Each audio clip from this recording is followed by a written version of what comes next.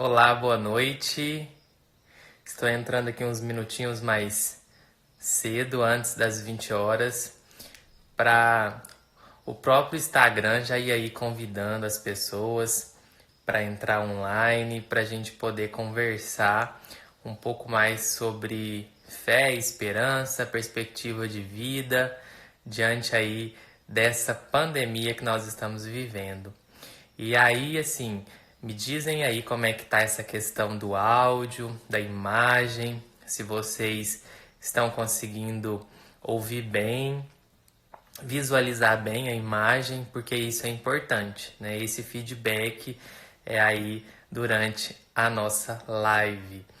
Quero agradecer a participação de todos. Estou vendo aqui que já tem algumas pessoas entrando online para a gente conversar. Acho que uma das coisas positivas que esse momento trouxe, pelo menos para mim, enquanto profissional, é poder dialogar com vários profissionais de diferentes áreas sobre um assunto em comum. Algo que eu já, inclusive, havia pensado em desenvolver dentro do meu projeto de mestrado, agora estou conseguindo executar de forma online, né? Então, depois numa outra live eu quero vir falar um pouco de como que se deu meu projeto de mestrado e essa ideia de conversar sobre, então, de trazer profissionais para a gente discutir sobre um fenômeno.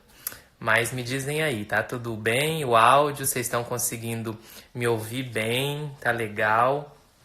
Eu estou aguardando a professora Luciane entrar. Enquanto isso, a gente vai aí aquecendo e vendo como que tá essa questão do áudio e também da imagem, né? Eu sei que está tendo muitas lives acontecendo ao mesmo tempo e aí isso acaba que pode ser que trave um pouquinho a questão do Instagram, né? Mas creio que vai dar tudo certo aí. Então, deixa eu ver aqui quem tá entrando. Keila, Jéssica, Thiago, obrigado pela presença. Jéssica, semana que vem eu vou ter uma live com a nossa colega Laline. Ela te falou? A gente está organizando. Nossa, gente, tem um bichinho aqui em cima de mim. Deixa eu ver quem tá entrando. Fátima, que bom, boa noite, Thiago. Então, tô só aguardando a professora Luciane entrar ao vivo para gente conversar sobre essa questão. Ó, entrou. Vou pedir para a Lu chamar eu aí. Não perca. A gente ainda não definiu a data dessa live, Jéssica, mas já definiu o tema. Aguarde que vai ser um tema muito bom. Deixa eu chamar a professora Luciane. Espera ela entrar online.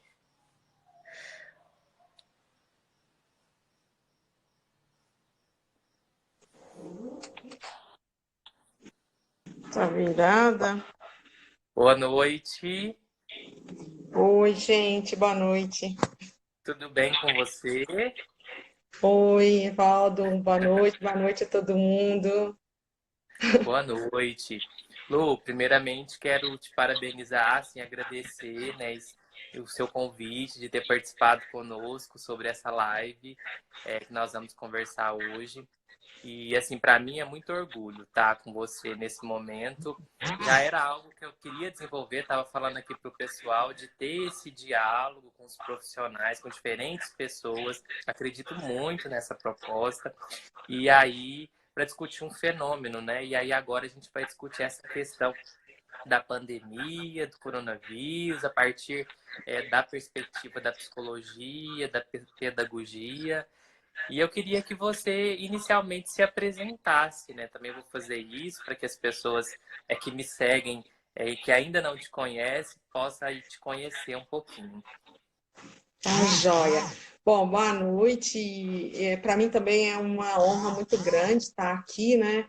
Primeiro, porque nós nos conhecemos há muito tempo. Nós trabalhamos numa época em que a gente pensava em ter uma educação diferenciada, de uma proposta de que tivesse ações socioeducativas para as crianças no contraturno, quando isso ainda era algo comentado ou até mesmo divulgado, né? E a gente já estava fazendo essas inovações aqui e com tantas outras pessoas, né? Na época, a nossa equipe era uma equipe muito legal, lá na Secretaria de Educação, e a gente se conheceu nesse período, né? Então, é muito legal a gente relembrar, rememorar esse tempo.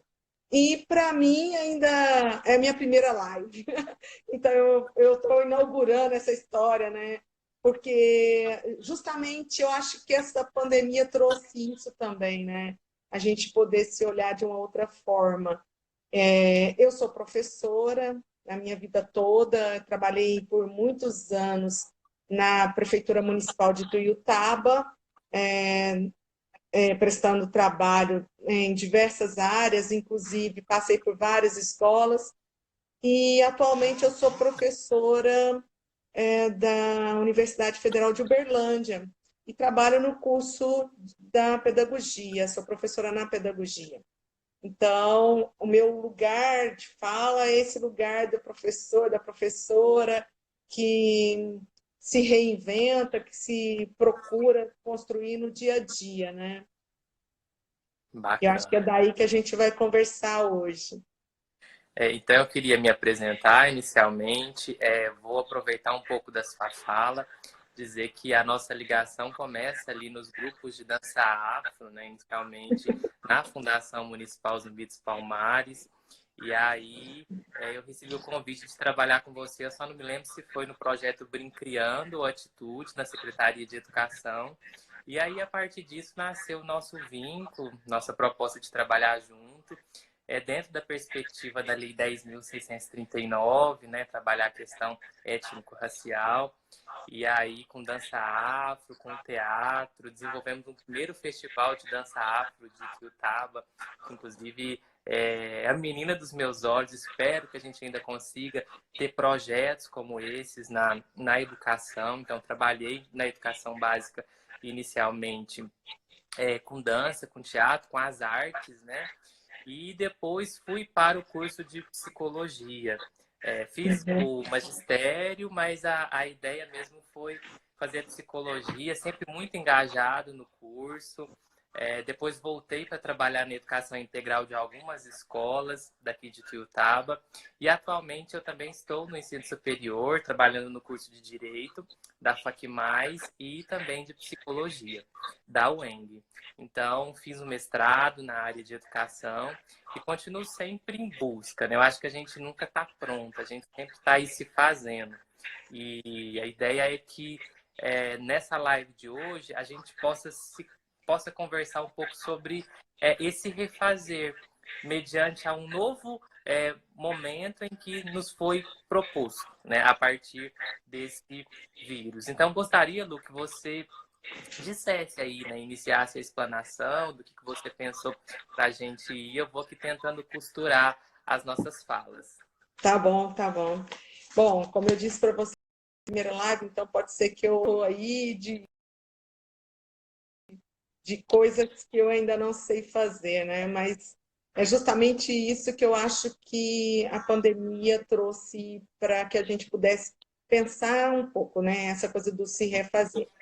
Então, nós estamos com muitos novos hábitos. Eu, por exemplo, meu Instagram não tem nem um mês. Eu não tinha Instagram, eu trabalhava com WhatsApp e isso para mim era o suficiente. De repente, a pandemia me coloca numa situação de isolamento e esse isolamento faz com que a gente precise conversar com as outras pessoas de outras formas, né? E aí, essa primeira coisa, né? A gente ter Instagram, videoaulas, se refazendo, se recompondo, tentando construir uma nova forma de comunicação, de educação, né? E aí, mas também essa pandemia traz alguma coisa que deixa a gente muito abalada.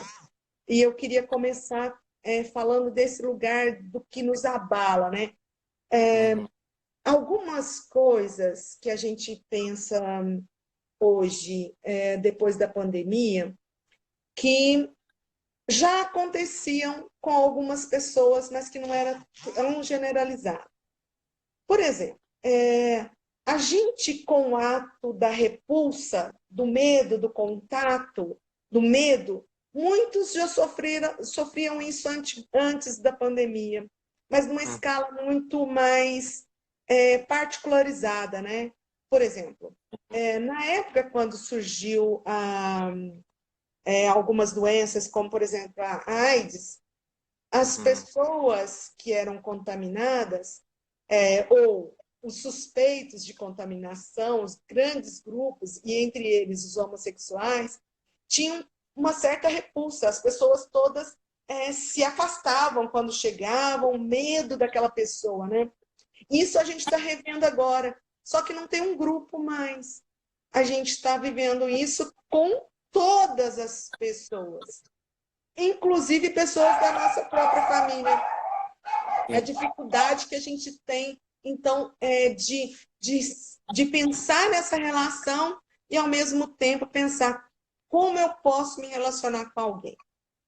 Outra questão que também me chamou muita atenção nesse começo da pandemia foi a questão da gente pensar as máscaras, quando chega no momento da higiene das máscaras. Quando eu era pequena, a gente brincava de bandido e ladrão, e o bandido estava sempre de máscara. Então, aquela ideia do que era muito censurado, né? Aquela coisa do muito longe, distante, estava ligada àquela figura do bandido, né? E a gente adorava brincar de bandido e ladrão, colocar aquela máscara. E agora nós estamos tendo que usar todos máscaras.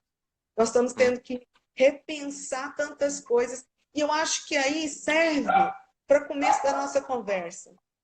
Quem nós somos mesmo, né? Como é ser humano? Como é ser gente nesse lugar em que muitas das nossas próprias estruturas psicológicas, emocionais, de vida, estão sendo colocadas em prova, né? Olha, gente, aqui nós temos 3 cachorros, uísque, Aqui tequila também tem e 3. Chandon. Então, não tem jeito. Então, algum latido vai aparecer por aí, tá? Bom, então aí vou continuar pensando nisso, né? Como que a gente pode pensar nesse outro, nessa outra pessoa, que ao mesmo tempo eu tenho uma repulsa por ela, né?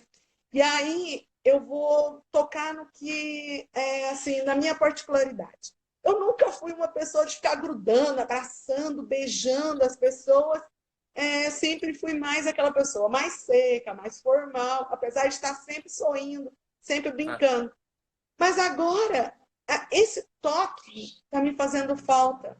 Quando eu vejo os meus pais em reclusão total, na zona rural, e a gente vai lá e não pode chegar nem perto para pedir bênção, para pegar na mão, é muito complicado.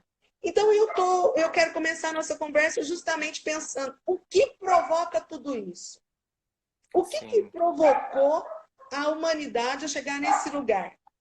Então, a meu ver, a gente teve o mundo como um todo, ele foi pensado na base de um capitalismo desenfreado. A gente quer ter muito, a gente quer possuir muito, e aí talvez o meu celular, como que eu estou usando aqui hoje, que é um não sei que número lá, está ultrapassado, porque já soltaram uma outra versão muito mais cheia de botões que eu nem sei usar. Porque esse meu aqui eu já não sei usar um monte de funcionalidades que ele tem.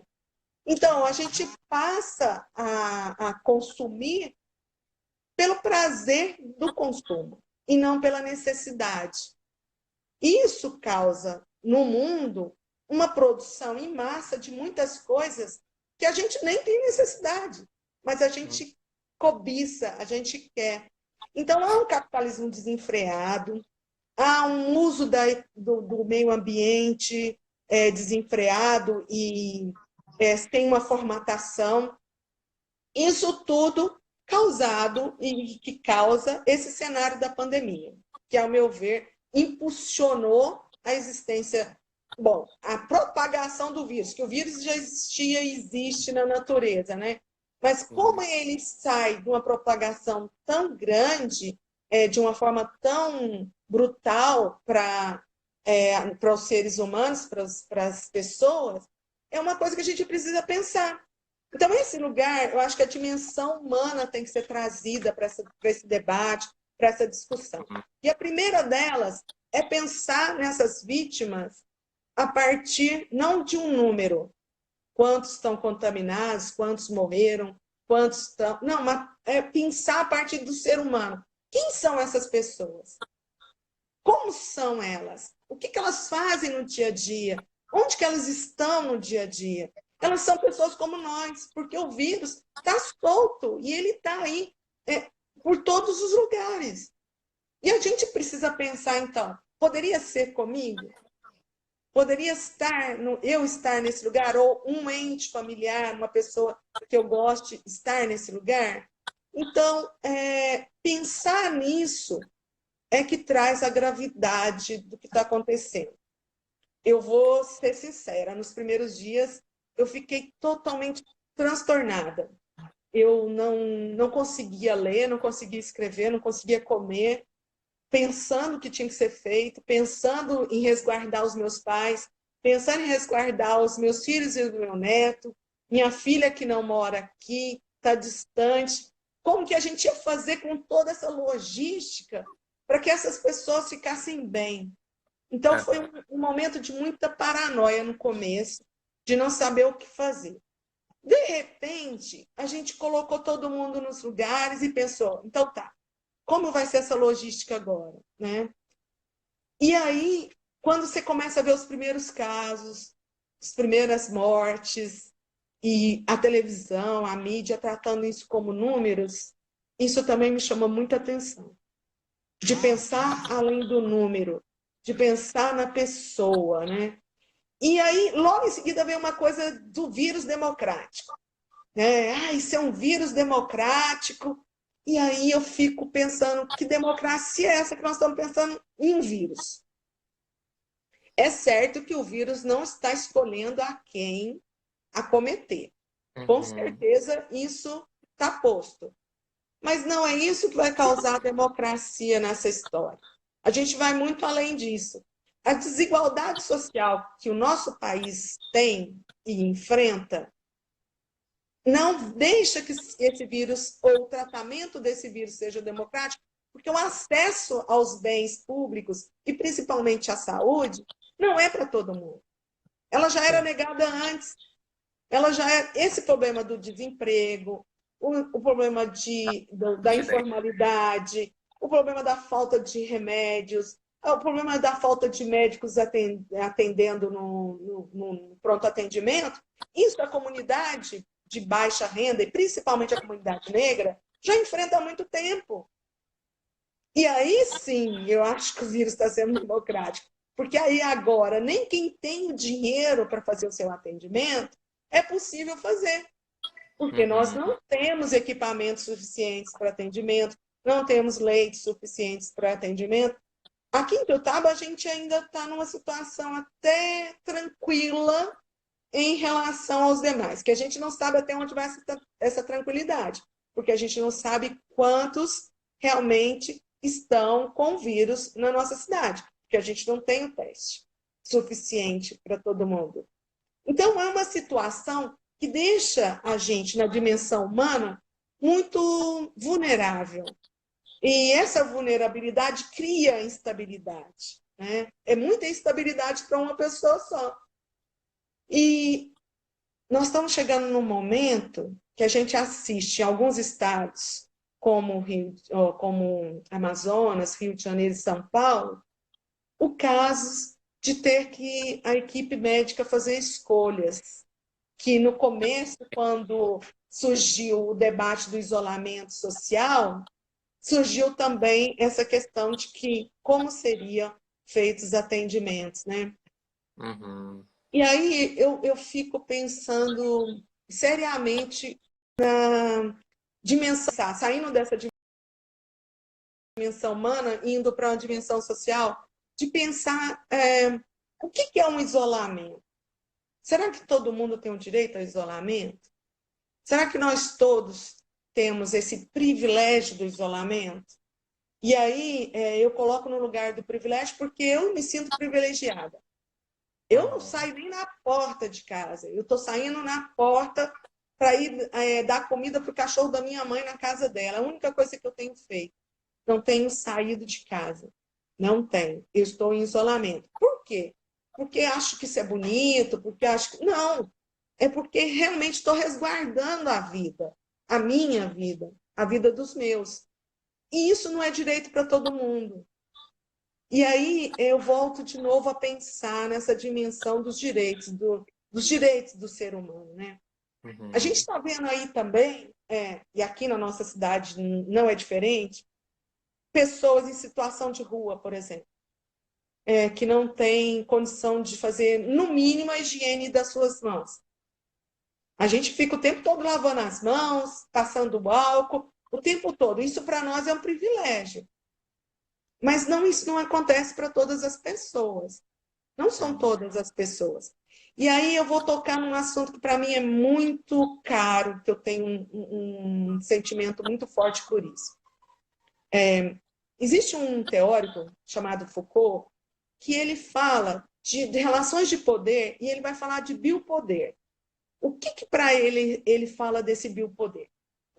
Para Foucault, ele vai olhar para as sociedades, principalmente a sociedade francesa, e vai dizer, olha, o biopoder é quando a gente tem a força de promover a vida. Então, é o biopoder. E quem promove esse biopoder? O Estado. Como que o Estado pode promover esse biopoder? Através das políticas públicas.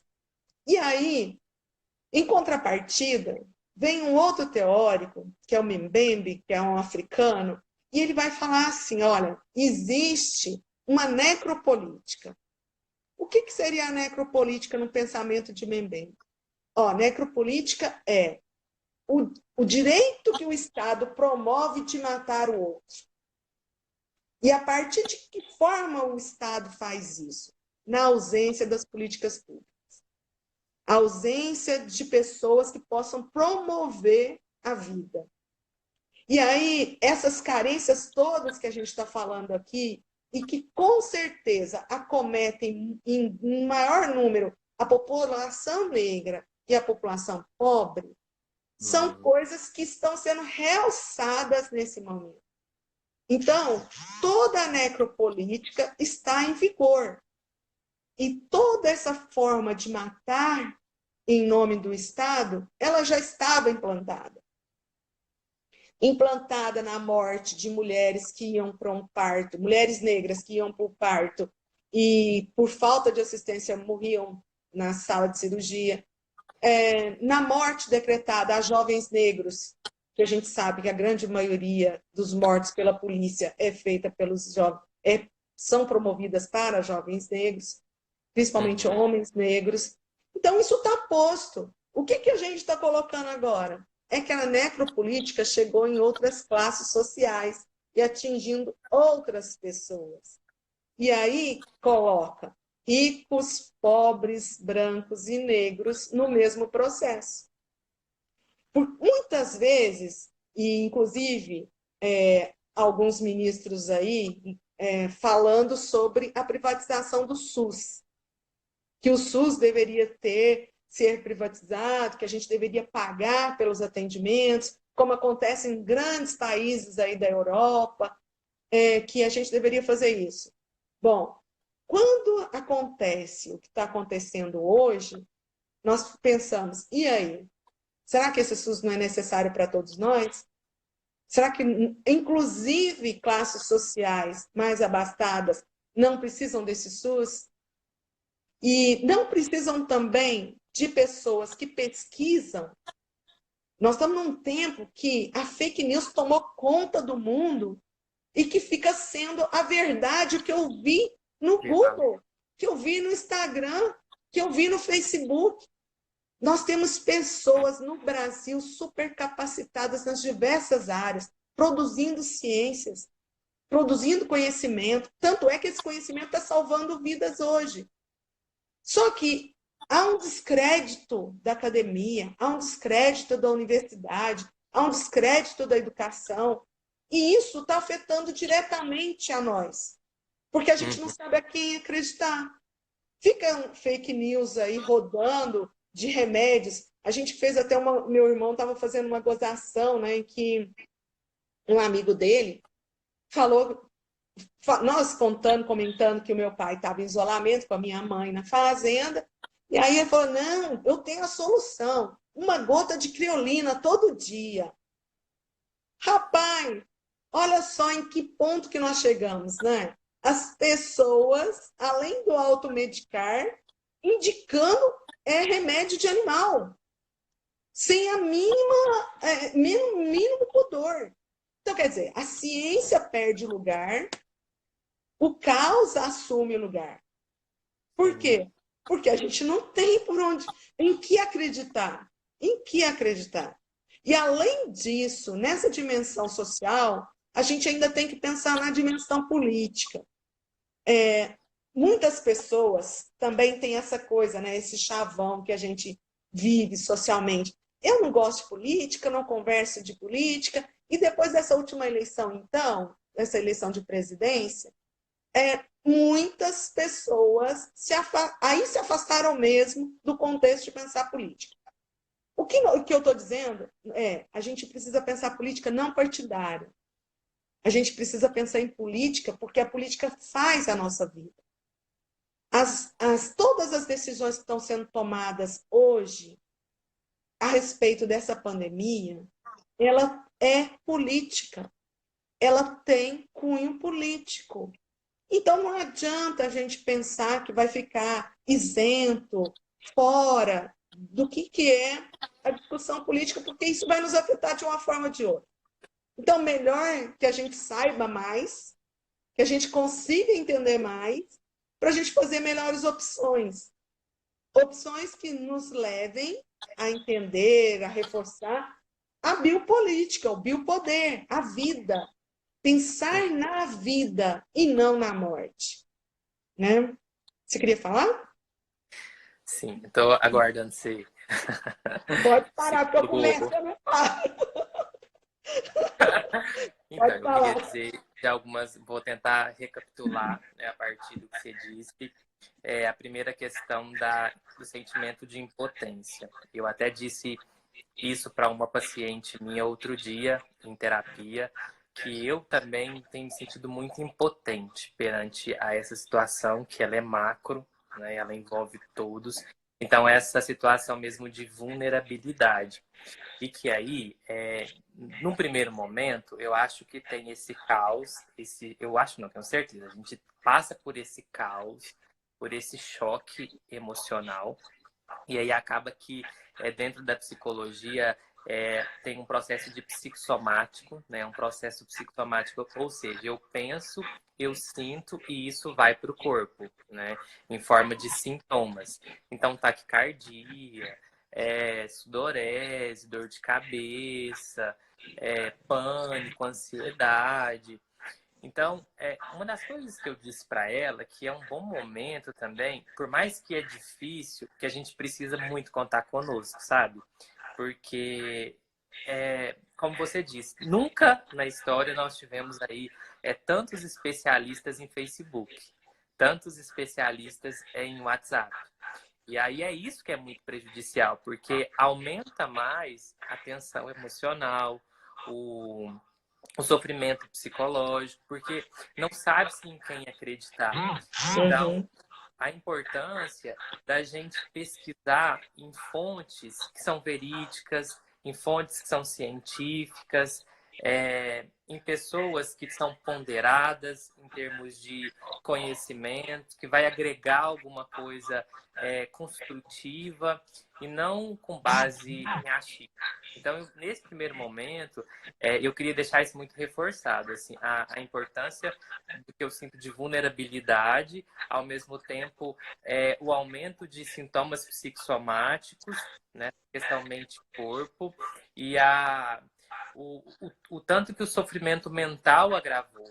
Então, assim, vivemos num outro mundo em que as pessoas agora estão todas conectadas, Os professores, por exemplo, teve que se adequar a uma nova realidade, que agora é a realidade tecnológica. Quem ainda não se adequou vai precisar, porque esse é o momento dessa mudança. É. Então, a gente tem visto mais lives, por exemplo, como você disse, o Instagram está mais movimentado.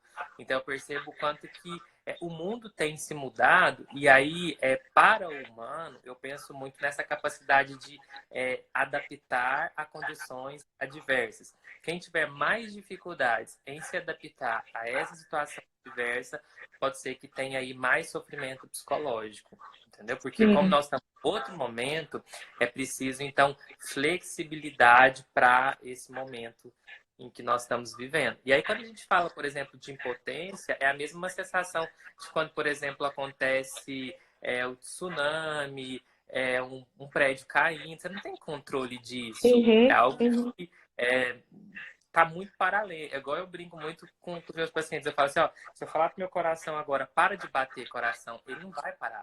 A uhum, não ser que eu faço algo automático para ele parar. Então, uhum, essa sensação de que a gente não está no controle. Como você uhum, disse, parece que nós somos, de certa forma, privilegiados, mas até que ponto, né? Eu fico deixando para a gente pensar e abandonar realmente essa necessidade de controlar tudo. Porque uhum, a importância da gente se cuidar, como você diz, de se proteger, de fazer a nossa parte, mas de saber que nós estamos aí vulneráveis a essa questão que é grave. No primeiro momento a gente via, por exemplo, eu via as pessoas na rua, Lu, com máscara, bem no início da pandemia, eu ficava pensando, nossa, será que aquele lá tem o vírus? Era essa sensação. Agora não. Hoje, por exemplo, eu fui lá na caixa, todos de máscara, uma fila imensa.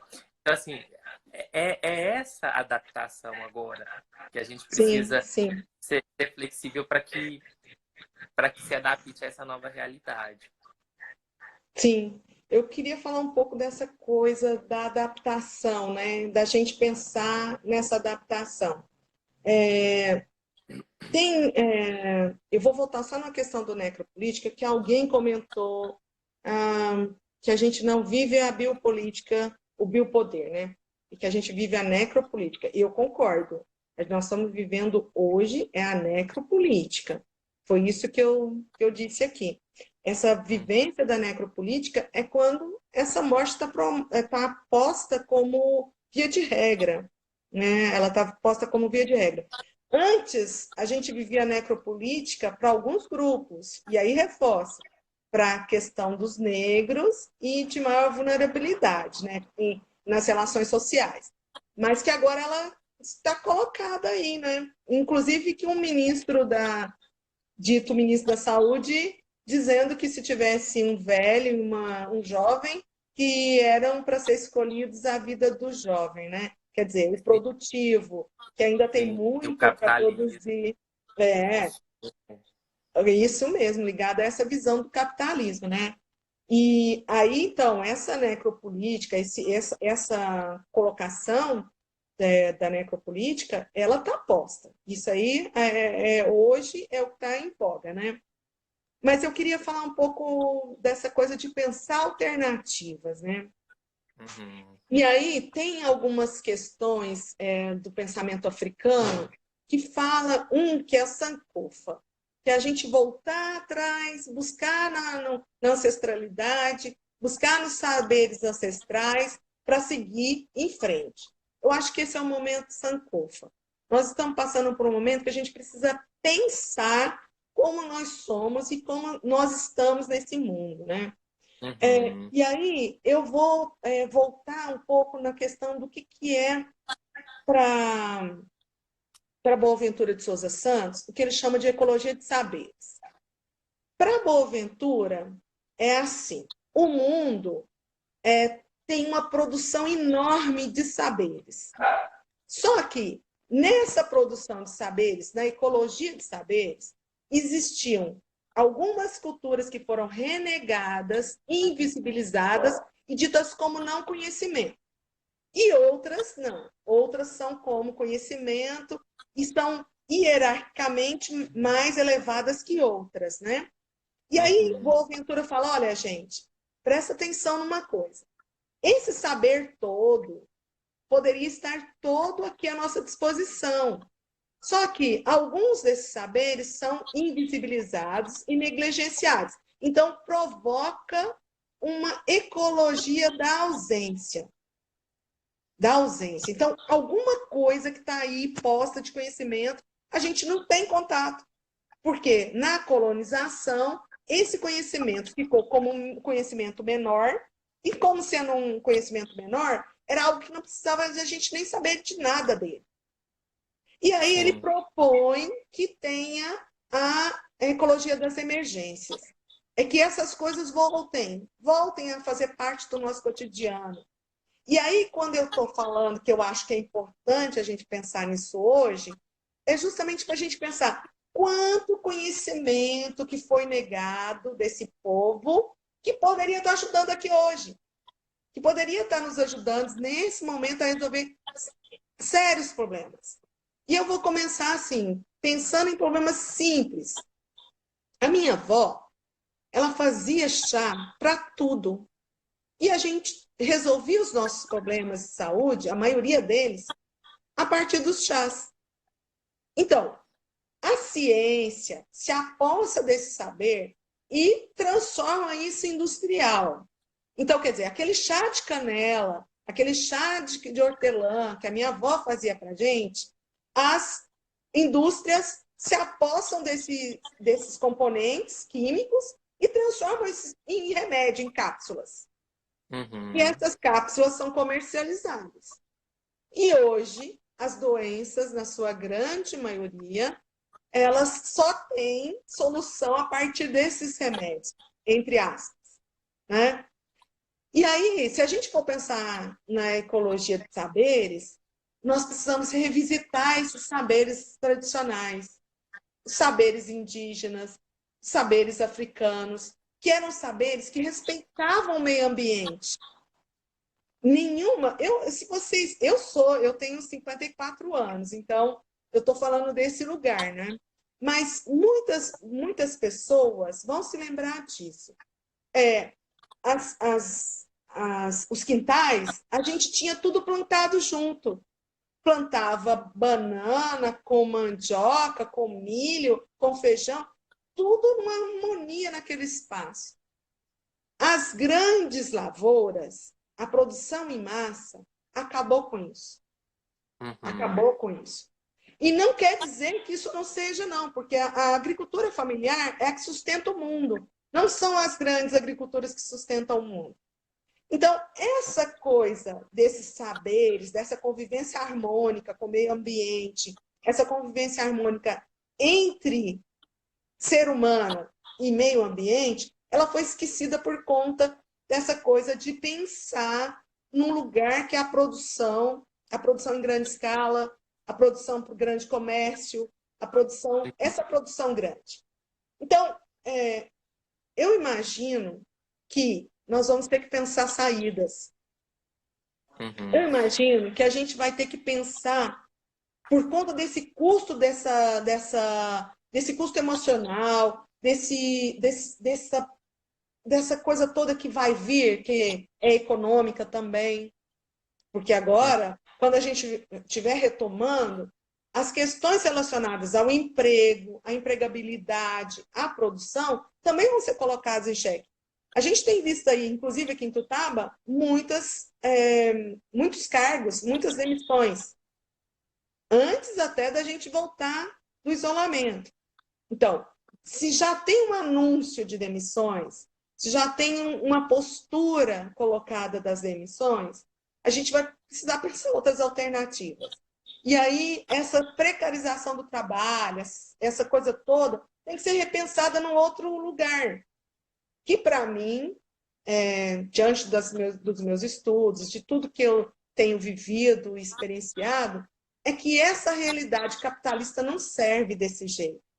Nós vamos ter que pensar outras coisas. Nós vamos ter que pensar soluções. E aí, voltando em soluções de algo que já aconteceu, a gente já tem exemplos. Por exemplo, eu vou pensar aqui, falar algumas questões. Nós temos aqui, nós temos no mundo uma marcha que chama Marcha Mundial das Mulheres. A Marcha Mundial das Mulheres propõe o quê? Propõe uma outra economia, que é uma economia baseada na solidariedade, que a gente chama de economia solidária. E aí essa economia solidária, ela vai considerar tantos outros atores que não são considerados hoje. E aí nós vamos pegar os assentamentos sem terra, nós vamos pegar os quilombos, nós vamos pegar a zona rural dos pequenos produtores. Esse lugar é o lugar da vida. Esse é o lugar que mantém o mundo nutrido na produção do alimento. Então, nós precisamos pensar nessas outras alternativas. E aí, já tem vários exemplos, vários. Eu estou dando aqui um exemplo das meninas da Marcha das Mulheres, porque é um movimento que está muito forte nessa discussão agora da pandemia, pensando nessas outras alternativas. Isso a gente pode pensar nos movimentos sem terra, que também têm lutado pela vida a partir da posse da terra, da produção a partir da posse da terra. A gente pode pensar nas mulheres quilombolas, que têm produzido muitas, a partir da sua vida, produzindo o bem, que é o bem da vida. Eu acho que o principal nessa história é o bem da vida. Então, se é uma outra economia, a troca... Eu me lembro, quem é da minha idade deve lembrar também, que a mãe da gente criava porco, e aí aquele porco que era criado, quando matava, dividia para todo mundo. Aí, aquela pessoa que recebeu o porco, mas ela não criou o porco, ela criou a galinha, ela mata a galinha, distribui para todo mundo. Isso é a troca, isso é solidariedade, isso não é disputa. Esse mundo capitalista está colocando a gente numa disputa desumana, está nos tirando da nossa condição humana. A gente quer ter o tempo todo e está nos colocando numa condição de que a gente não vai ter, não tem fundo esse poço. Deixa eu só fazer uma pausa, Sim. porque assim, é bacana o que você está dizendo, e só para eu reforçar, a gente sempre está aí nessa busca pelo ter. Eu acho que isso tá muito real da nossa sociedade. E agora, com o isolamento, eu fiquei pensando, né? O Cláudio até postou aqui agora o índice de suicídio que tem aumentado na população, né? Porque agora a gente tem que lidar com os inimigos interiores, né? Eu tenho uma autora psicanalista que ela fala que se roubarem meus anjos, temo que os meus demônios me abandonem também, que é a Judith Brilhotte. E eu acho que esse é o momento, assim, de você saber que é o caos, você tem que lidar com os pensamentos negativos, com a mágoa, com a inveja, com a ansiedade, com o ressentimento, com o ter, com aquilo que você não tem, que você gostaria de ter, enfim, com o marketing, porque nós somos eu fico observando muito produto desse meio, né, de consumo. A gente olha aí a televisão, a mídia, a propaganda, e a gente vai lá e quer aquela roupinha da moda, quer o relógio, enfim. E o corpo precisa de mais do que isso, porque nós somos compostos por 3 dimensões, que eu falo aqui, que é a física, a mental e a espiritual. E se a gente não se conecta com a gente, muito provavelmente há aí um processo grave de adoecimento psicológico, né? Sim, Então eu sim. queria só reforçar, porque você está falando do ter, do consumo, do capitalismo, e aí a gente pensa que tem esquecido desse senso de solidariedade, que a gente pode crescer junto, desse pertencimento social, que eu posso ser... como que eu posso dizer, construir com você e você constrói comigo, as relações de troca. Então, assim, preocupar-se com o próximo, né? Eu vi no início da pandemia essa questão das pessoas que tinham mais recursos financeiros ir no supermercado, fazer várias compras, tocar em casa, e quem não tem. Eu queria aproveitar, falar, eu sou péssima, como eu disse, é minha primeira live. Eu queria cumprimentar as pessoas que estão aqui, né?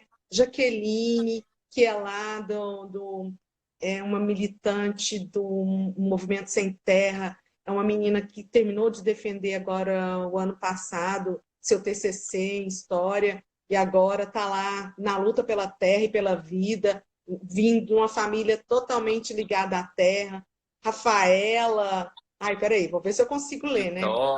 Vitória. Vitória. Ai, peraí. A Sara. Ah, então, Janaíne. A Janaíne também. Olha, gente, muito obrigada vocês terem entrado aqui para conversar com a gente, tá? Obrigada mesmo. Luane, minha filha, Neto, Tá. meu filho. Ah, tá todo mundo, olha, a família inteira. Obrigada, viu? Obrigada por vocês terem entrado. Então, e aí eu vou continuar nessa minha linha de pensamento dessas alternativas, a gente pensar também do que a gente leva de lição do que está acontecendo agora, né? Quais são as lições que esse momento está dando para que a gente possa construir a alternativa para o futuro, né? Então, uma das questões que eu acho vou falar do Anderson, porque senão ele vai me matar. Né? O Anderson, lá no Goiás, são os meninos lá da Cristiane, lá do IF, que nos receberam lá também, um trabalho magnífico. Tem uma bandeira de luta LGBTQI+, que também é fenomenal para a gente discutir alternativas. Né? Obrigada também, viu? Bom, e aí então, pensando nisso tudo, nesses aprendizados, o que isso pode nos ajudar e como isso pode contribuir para que a gente possa crescer, eu penso que além da fake news, existe internet. Né? Uhum. Além das fake news, existe internet. Pesquisa. Então, a gente pode pensar nessa coisa que é maléfica, que é terrível, mas a gente hoje consegue, por exemplo, a gente está conversando aqui com os meninos lá em Goiás, a gente está conversando com as meninas que estão lá no assentamento. Então, nós estamos aqui usando a internet a nosso favor. Então, nós precisamos aprender com esse momento, mais do que nunca, a usar esses instrumentos a nosso favor. A Uhum. transformação da vida, a luta pela vida. Então, usar a internet, comunicar de uma forma mais progressista, é um dos aprendizados que eu acho que a gente tem que levar daqui para frente. Eu, por exemplo, sou muito resistente com muita coisa virtual, por exemplo, fazer compra no supermercado, no sacolão, virtualmente. Eu estou sofrendo com isso, estou aprendendo a As fazer essas mudanças. coisas.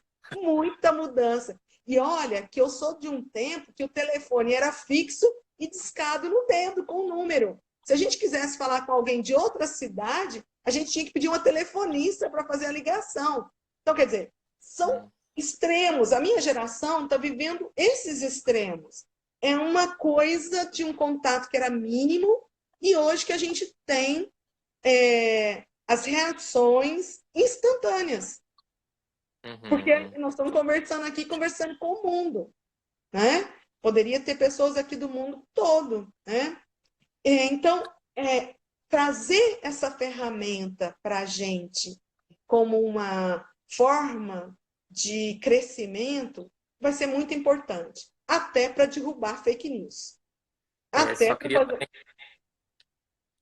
reforçar essa questão quando você está falando desses mecanismos de enfrentamento. É claro que dentro da psicologia eu sempre tento tomar cuidado para não ser aquela proposta, nada contra os coachings, mas aquela proposta de resolutividade, sabe? Assim, Sim, do permitir-se sofrer, do permitir-se estar mal, mas a esperança, eu acho que ela é bacana.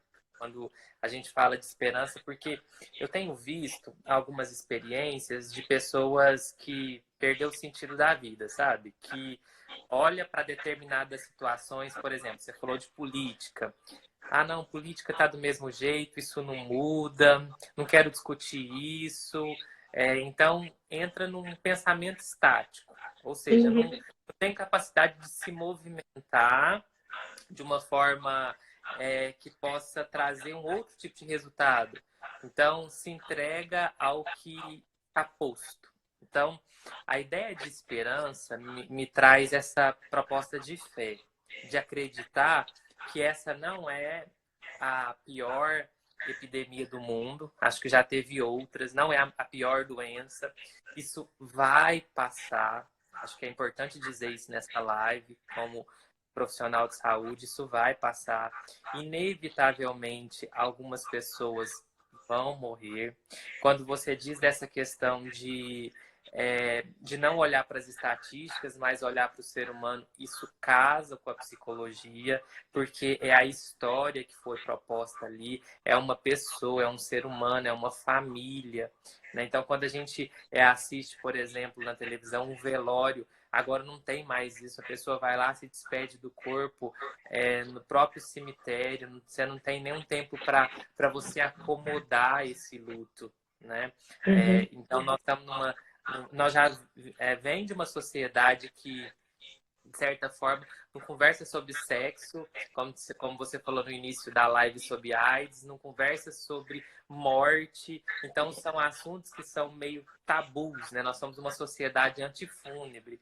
E aí, agora temos isso, temos que acomodar esse sofrimento que está aí e que a palavra fé, para quem tem essa esperança, esse desenvolvimento espiritual, não estou falando de Deus, porque aqui nessa live, depois para quem vai assistir, tem gente que acredita em Deus, tem gente que não acredita em Deus, mas a fé no sentido de acreditar que existe alguma Sim. coisa e que vai ser positiva, vai ser negativa, porque viver é isso, né? Não tem só Uhum. Uhum. momentos flores, não tem só momentos positivos, tem essa nuance. Eu acho que é isso que faz o sentido da vida, a vida ter significado, a beleza da vida. É saber que em alguns momentos você passa por momentos tortuosos, momentos difíceis, mas que depois você tem aí algumas experiências de prazer e que são de certa forma, positivas.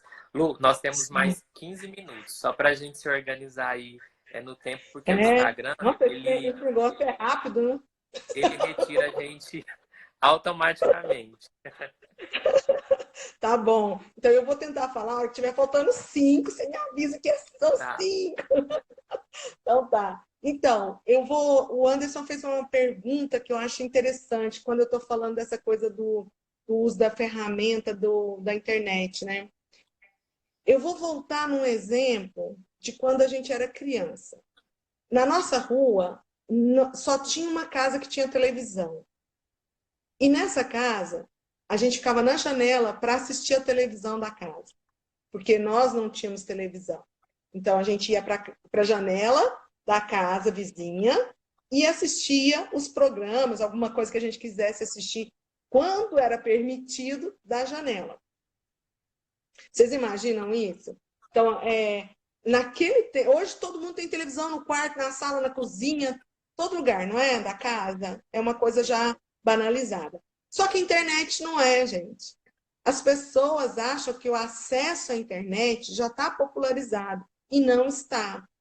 Do mesmo jeito que a minha geração sofreu com acesso à televisão, a telefone, hoje essa geração está sofrendo com acesso, a falta do acesso às redes, à rede, acesso mesmo. Então, nós estamos tendo que, principalmente a escola, né, adaptar a um momento de uma forma muito urgente. E aí, infelizmente, não está sendo inclusiva, não está sendo democrática, não está sendo de acesso a todos. Então, pensar que os nossos alunos da escola pública hoje têm acesso à internet e podem contar com a ajuda de alguém para fazer as tarefas virtuais, isso é um sonho, né? Realmente, nossa população não tem acesso, nós não estamos plugados, as nossas crianças não estão plugadas. Os sim. professores têm dificuldades. Eu não estou dizendo para vocês que a minha primeira live é o primeiro momento que eu estou tendo nesse lugar. Então, se eu, que sou uma pessoa, que estudo, que sou professora, que não tenho acesso a isso, imaginem os nossos alunos, imaginem os pais. E aí, eu não vou entrar nesse, porque meus minutinhos não vão dar para falar disso. Mas existe uma diferença entre os pais, a educação da casa, da família, com a educação formativa da escola. E aí é legado aos pais esse papel e essa função, porque os pais têm que acompanhar a criança em tarefas que muitas vezes ele também não sabe fazer. Então, nós estamos num momento muito doido. Mas aí, vamos ficar sem fazer nada? Então, são essas duas moedas que estão em jogo, né? Ou fazer nada e ficar todo mundo solto, ou fazer alguma coisa, excluindo uma grande maioria, porque uma grande maioria não vai ter acesso, mas pensar que, independente do que for feito, com acesso à internet ou sem acesso à internet, que quando a gente voltar para a sala de aula, a gente não está voltando de férias. Nós estamos voltando de um lugar catastrófico, do caos, do sofrimento, disso tudo que nós estamos sentindo. Então, nós vamos ter que voltar pensando nisso. A volta às aulas vai ser muito importante, mas nessa perspectiva de pensar o que nós todos vivemos, porque não são só os nossos alunos e as famílias deles que estão vivendo, nós todos estamos vivendo. Então, o que nós estamos vivendo, o que nós aprendemos com isso, o que a gente vai poder levar para frente para a nossa vida. Então, está sendo, de certa forma, implementado uma educação remota, que não é EAD, que é outro, também seria outra discussão, outra live. O que está sendo feito é uma educação remota. Essa educação remota não substitui a sala de aula. A nova normativa que hoje foi publicizada hoje pelo Conselho Nacional de Educação, ela está dizendo que para frente a gente vai continuar usando a educação remota. Então, quer dizer, é algo que veio como legado. Nós vamos ter que usar. Mas a gente vai ter que aprender a usar isso para atender aos nossos propósitos. Que escola que a gente quer? A gente quer uma escola para todo mundo, de qualidade, que todo mundo aprenda? Então, desse jeito que está sendo feita, às pressas, a urgência, não serve. A gente vai ter que pegar esse modelo, que é emergencial, que ele é pontual, e pensar uma coisa nova para o futuro. Já que nós vamos ter que colocar isso dentro do nosso planejamento, né? Então, acho que deu para a gente discutir um pouquinho, né, Anderson? Mas isso aí é uma coisa muito séria, que seria uma outra live para a gente... Esse aqui eu não sei se é o uísque ou a tequila, tá, gente? Mas alguém aqui dos três está latindo. Bom, Lu, mas cinco? temos aí 3 minutos, 4 minutinhos. Credo! Ai, gente, isso é muito Não, doido. Lu, nós vamos ter que voltar para fazer o encerramento, porque o Instagram me disse aqui, ó, 1h53, 1h52, 1h51. Então a gente volta, eu vou voltar novamente, salva a live, e aí a gente estende um pouquinho mais. Pode ser? Tá, tudo bem. Só para fazer esse fecho, que eu quero falar uma coisa que, que é importante, que vai encerrar em 1 minuto. Tá Já bom, volto. então tá. A gente volta. Volta todo mundo, viu? Ó,